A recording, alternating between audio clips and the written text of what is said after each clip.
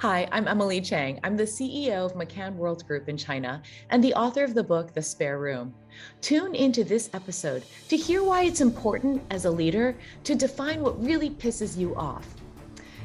Listen to the 100-Year-Old Mind Hack from Scott Fitzgerald. Oh, and learn about the Aramaic root of a very important word, which Dov just happened to know off the top of his head. Congratulations! You are tuned into Dov Baron's Leadership and Loyalty Show, the #1 podcast for Fortune 500 executives and those who are dedicated to creating a quantum leap in leadership. Your host, Dov Baron. He's an executive mentor to leaders like you, a contributing writer for Entrepreneur Magazine, CEO World, and he's been featured on CNN, Fox, CBS, and many other notable sites. Dov Baron is an international business speaker who was named by Inc. magazine as one of the top 100 leadership speakers to hire. Now, over to Dov Baron.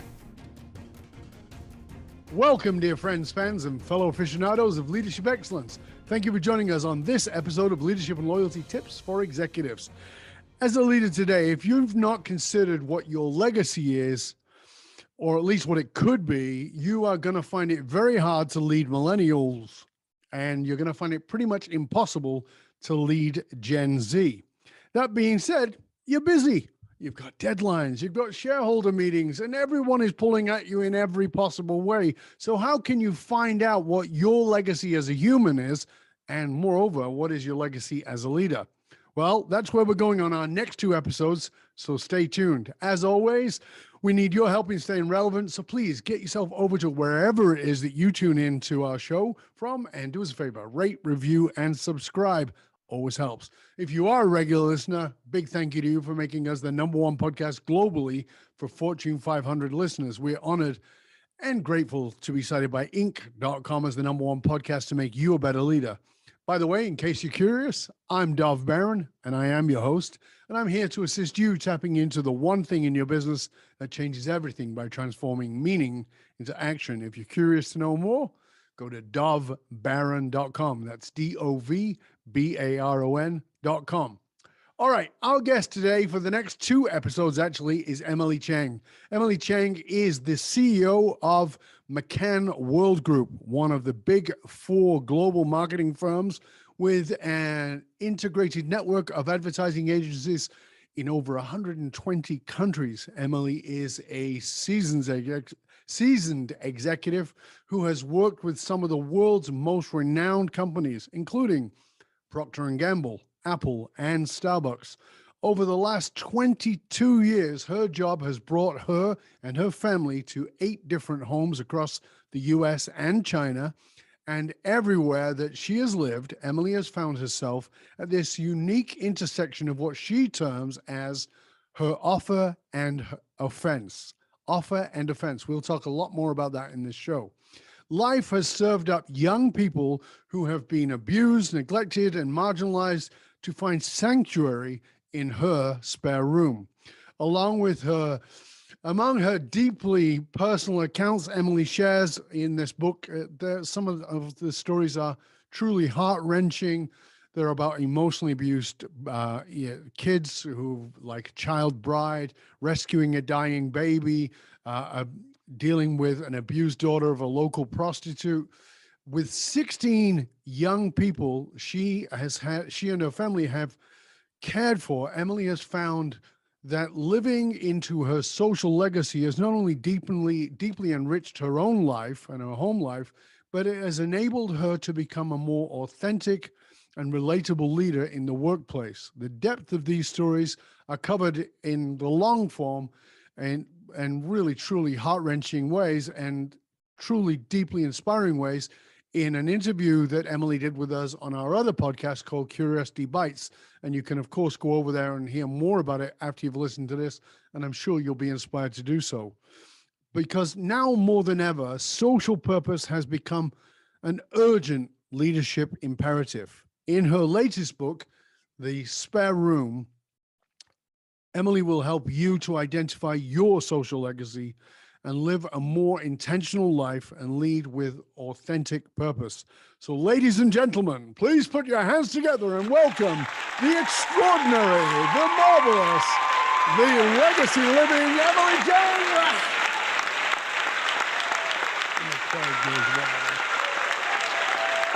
Good to have you, Emily. Thank you for joining us. Thank you for having me, Dov. Always a pleasure to chat with you. I really do appreciate it. And I'm really looking forward to getting into the show because your life is an extraordinary one and it's making an extraordinary difference. But where I always like to start the show is in the context of leadership development, what is the most frustrating thing that you see that seems glaringly obvious to you, but gets ignored or even dismissed by others? You know, you're at that cutting edge in leadership. You're out in front of a global organization. What are we missing, Emily? Tell us what we're not paying attention to that we should. Maybe it's not frustrating, but maybe underrated, I'd say, Sure.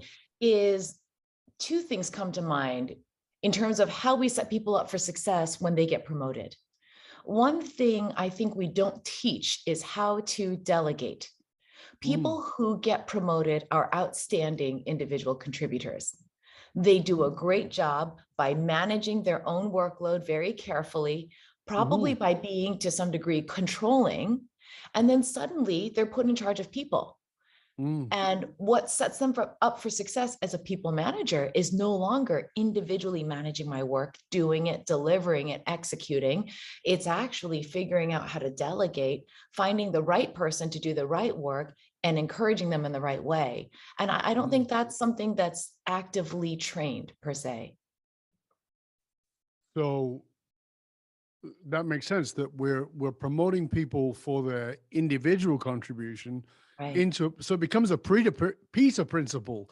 We're promoting people to the level of their incompetence. They're really good at what they do, and then we put them into an incompetent position because they're going to try and do what they've done. So proactively, exactly to that point, how do we pivot and help them understand you're getting promoted for having done a great job in this role? Now, what's going to set you up for success in the next role requires a different set of skills. Let me give you the coaching and development to develop those skills. And I want you to start practicing them because, again, the behaviors that got you where you are going to be different for the behaviors that will get you where you're going. Yeah, that's a really key point. Thank you. That's really succinct, beautiful. Now, you know, in the introduction, I talked about not only you, but intentional leadership and why that is so important today. If you were able to use just 3 words to define your life intention, what would it be? What would those be? It would be comfort for the spirit. That's 4 words. Comfort for the spirit. Okay. Tell us what that means. So this concept of social legacy, right? Trying to define the intersection between your offer and your offense. That's sort of the construct behind the book that I wrote. Your social legacy is simply this. Your legacy is leaving something better than you found it. Social defines the space in which you seek to make that impact. As we were defining our own social legacy as a family, and then for me as an individual, we came upon this word. It's a Korean word. It's called kibun. And it was introduced to us by one of the young people living in our home. And his translation for it roughly is comfort for the spirit. And to me, what that means is when you come into my home, your spirit feels comfortable. You feel such a deep sense of belonging. You can take a deep breath and feel that you can be exactly who you are. And you're fully seen, heard, respected, and valued for that. And not just in the home, but also in the workplace. So to me, that's a congruency that's really important.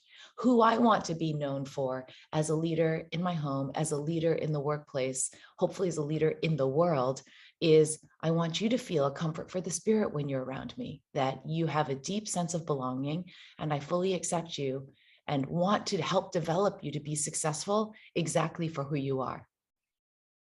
So, Emily, just to sort of come at that for a moment, because I fully agree with you. I think it's beautiful and I want to encourage that. But let's go to the other side, which is the pushback, which is what I talked about in the beginning. Well, I've got deadlines and I've got stakeholder meetings and I've got shareholder meetings and I've got team to manage. And, you know, and you want me to create comfort for the spirit of everybody. Come on, that's just not realistic. I don't agree, but I'm interested to what your Yeah, pushback, what your answer to that pushback is. great question. I think comfort. Let's not confuse that with lax or easy. Hmm. I'm not a lax and I'm not an easy leader. I think the people who work in my organization will agree with that. Comfort for the spirit means my spirit feels comfortable here. That means I know I am accepted. Now I'm going Hmm. to be pushed to do great work, and I'm going to be held accountable to deliver on my KPIs, on deadlines. But what I know is if I need Emily to break through barriers, she will go do that. She might charge ahead, so I need to use that with discretion. If I'm working a late night and I don't think I'm going to be able to make it happen, and there are crazy expectations by a client, I also know that she will come in late or come in on a weekend and sit alongside me and help me. And if there's a moment where I get to go on stage or where I get to shine or be submitted for an award, I also know that she's going to be behind me, pushing me under the spotlight. So comfort is not a relaxed, imagining somebody lying, flaccid on a couch. It simply means I know you've got my back and I know you're here for my success because you believe in who I am. And I get that, but I'm talking about from the place of being the leader. How do we, as leaders, how do we have this understanding of how to, uh, like, it feels like we got to take another course. It feels like we've got to do another thing. Like it's another thing added to the list of the things I've got to do as the leader. And now I've got to make them comfortable, make their spirit comfortable. Do you know what I'm saying? Well, I'm not saying that anybody else should have this leadership principle or style. I think everybody's got their own style. That's Go mine. on. Yeah, Right. absolutely. And that's something that's important to me. And it's the way I like to engage with people. And as I'm hiring, that's what I'm looking for is somebody who wants to bring their whole self to work, somebody who wants to know that I've got their back and I'm fully engaged with them. That may not be the kind of leader you want. So you have to find the leader that resonates with your style and what you want out of your job. And then the leader has to identify what works for them. So I'm definitely not prescribing comfort for the spirit for anyone else. I'm answering your question, which is how would I define my own?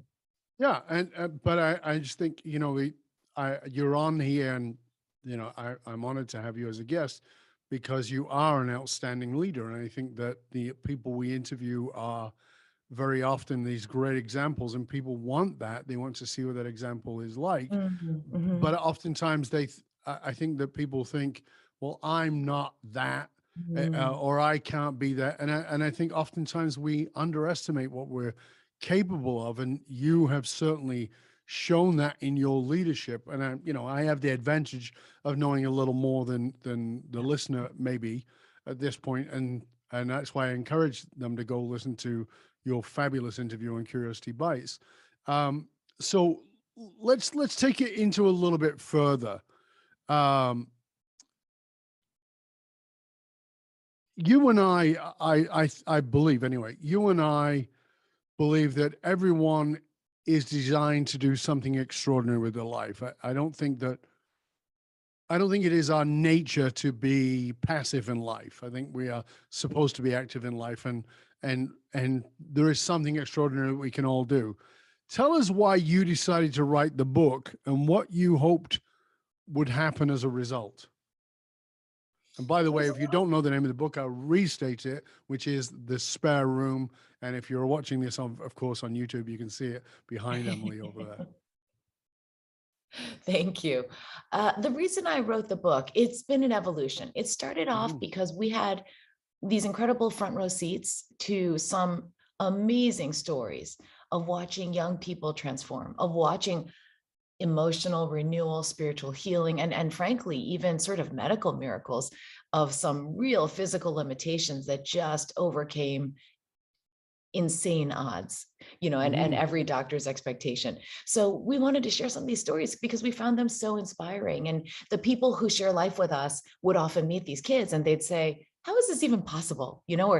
Or the other question they would ask is, how do you have time to take care of these kids? And the thing that always struck me was we are the ones who get blessed in this whole experience, right? We're the ones who get to experience something so enriching to our own lives as a family and for me as an individual. And then eventually it became, okay, it's great to tell these stories, but how do you actually encourage people when they read it? They'll want to say, just like you said in the introduction, I want to do more. I want to live an extraordinary life. How do I get started? So then we added a series of self-reflection exercises at the end of every chapter so that when you close the book, you not only can say, wow, those are some amazing stories, but I also know my own. I know my offer. I know my offense. I know my social legacy. I know what I want to go do about it. There's an action plan. And I've even identified a tribe that will hold me accountable and work with me to achieve these goals I've now set for myself. So that's really what it became. And then last but not least, when we signed up with a publisher, she said, it'd be great to include other stories as well, not just your own, because one person, it's easy to say, well, that's just that person. Right. And I'm so glad she pushed me because I interviewed maybe 30 or 40 people and picked another 15 stories, all levels, all industries, all walks of life. Everything from, the lead singer of Cirque du Soleil to a junior physical therapist to somebody who was in Afghanistan in the military. And you start realizing more and more, I say with deep conviction now that I probably didn't when I started this exploratory, everybody truly can do something so extraordinary. I think when they lead into life with intention, and when they want to embrace the power of words and clearly articulate their purpose, because it becomes so clarifying. Now I know what I want to do. I know this is what I have to offer. I know what I want to direct my energy at, and I know what a successful outcome will be. So I'm living life essentially the way I do work, which is I set a plan, I set a goal, and I establish milestones that take me down that path. The name of the book is The Spare Room. So let's just put that in context for people. So tell us what the spare room is, because people might be thinking, okay, is this an Airbnb thing? Like, you rent out your spare room, and so because in the second half of the show, I want to talk about what it means in the context of leadership and those that follow us or that are loyal to us. But let's talk about what does the spare room actually mean? So it's a euphemism for what you have to offer. And I'll tell you, Dov, it's kind of evolved, right? So your first question was, how do you define your leadership? And I said, comfort for the spirit. Right. I would say when I started this book, I thought my social legacy was the spare room. And as I started unpacking and doing my own self-reflective exercises, I started to realize the spare room is a space. Everybody's got something to offer. It might be an asset like a space, a garage. It might be time, money. It could be your unique experiences, the languages you speak, your carpentry. Defining what that thing is, what is your spare room, is actually only half of the formula. So bad on me that I didn't identify that, because the other half of the formula is your offense. And that is defining what it is you want to leverage your space to go after, your space, your resource, your history, your passion. And for me, that has become babies and vulnerable young people who've been marginalized or taken advantage of in life or abused, to your point. And how can we leverage our spare room to create, again, that middle space, which is a comfort for their spirit, a safe place for them to heal, for them to rest, for them to transform. Some people just need that little space. Some people need a loving family around them. They don't have it in their own home. And so for me, what I wanted to encourage everybody was find your own spare room, find your offer. But the other half of it is define your offense. And when you find the intersection between those things, that's when you can really unlock what I would call sort of your purpose. And under the spare room, there's a very unsexy subtitle. I decided to just say it like it was versus finding fluffy words. It's about, and this might lead to the second half of this podcast, defining your social legacy allows you to lead with authentic purpose and live a more intentional life. And that's the piece that I started to find really what I was doing in my spare room in my home had always been separate from my professional life. But when a friend encouraged me to tell people at work or bring the kids to work more proactively, I started to realize it actually makes me more effective as a leader. Yeah, and we definitely want to get into that in the second part, because I just think that's so vitally important for people to actually grasp. But as we come towards the end of this part, I want people to understand this offer and offense thing, because it's, you know, when you talked about it with me before, I thought, what a beautiful way to put it. Like it so gives people something to actually hook into and say, oh, now I get it. Because I Mm, think that when you say, well, what's your purpose or what's your legacy? It's like, it's fluffy and nebulous, or it's too big. And I don't have time for that. Whereas right. you gave it into such a powerful, succinct way. So help us to understand that. Well, it's about frameworks, isn't it? So if we're listening to this podcast, we care about leadership and Hmm. inspiring followership and loyalty. And that always comes with some sort of a framework. What is the model that works for us? Not because we want to constrain ourselves or rigidly define, but rather we want to create a space in which we have Yes. freedom within that framework. Right. So when we talk purpose, when we talk these overarching ideas, they can become larger than life. They can become overwhelming, intimidating, or frankly, they Hmm. can lack the specificity that Yes. drives action. Hmm. So the other thing that occurred to me is there are so many issues in the world. You know, we're coming on, as we record this, the World Day for Social Justice. We look at the United Nations 17 Sustainable Development Goals. My gosh, they're all meaningful, and there are 17, and Yeah. each one can unpack into 1,000 specific needs. So where do I focus? Instead of running fundraisers, trying to convince people that my cause is the thing, or I am by no means trying to convince people, open your spare room to strangers. Of course not, because that's my thing. But what I feel with this model, to your question, is you find your own thing. By Mm. identifying your offer, you're empowering yourself to say, I do have something unique to offer the world. This is the combination of who I am and what I bring to the table. That's empowering and that's liberating in a lot of ways. And then on the other hand, to say, I know my offense. I know that thing, you know, and I've brought this model into the workplace. Maybe it's not offense, maybe it's opportunity in that way. So what is my offer against which offense or against which opportunity? And how I define that space, the more specific I can be, the more I can meaningfully unpack that intersection between the two of them. And then I know mine. Mine is this idea of comfort for the spirit. I really want to create a space of belonging. That's what I do well. I'm not going to convince anyone else to do it, but oh my God, when I find somebody else who has a similar mindset, we become an instant tribe. And I Yes. think that's a different model, which is I'm not trying to convince you to come to my fundraiser. I'm not trying to tell you how important my cause is, but I know my thing. And when I find other like-minded people who equally know their thing, there's an amplification power there. So to use my language, not yours, but to use my language, your offer is what you have as resources, whether that is literally a physical spare room, whether that is your creativity or your time or your ability to make Yeah. sandwiches or whatever it is, right? Whatever you have in your back pocket, but your offenses, again, my language, not yours, Yeah. is that you look out in the world and kind of pisses you off a little bit. It's the thing that upsets you, that you're like, what, you know, and my language around it is, you would be thinking to yourself, why hasn't somebody done something about this? And Exactly. the somebody you're asking is you. That's the Yeah. you. It's like, well, why can't I be that person who does something about it? And I think that is like putting those two things as with each other is so good, because I think oftentimes people go, I've got all these great things I could do, but you know, I don't know if it's useful, or I'm really upset about this, but I don't have the resources.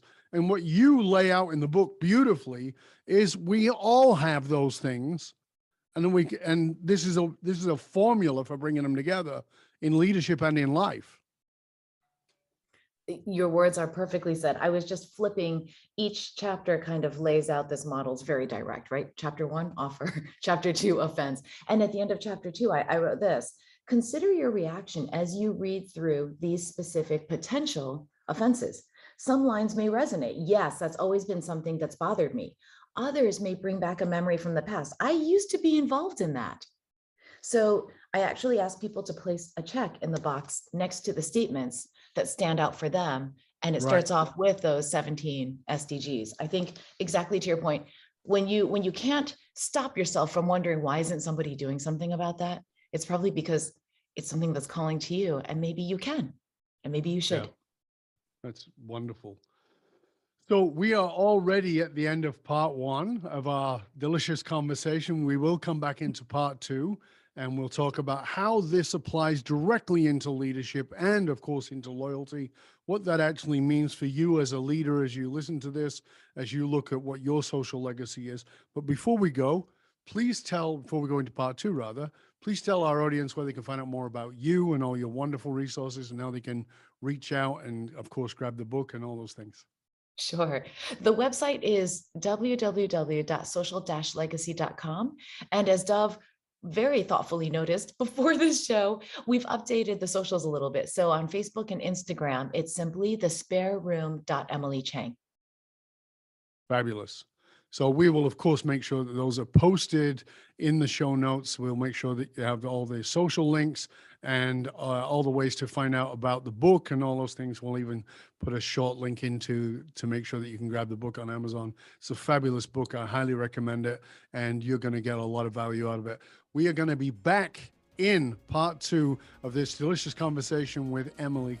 And till then, stay curious, my friends. Stay curious about your social legacy and what you can bring that offends you and how you can bring your offer to it. We'll be back in one click. See you soon. Stay curious, my friends. Stay curious.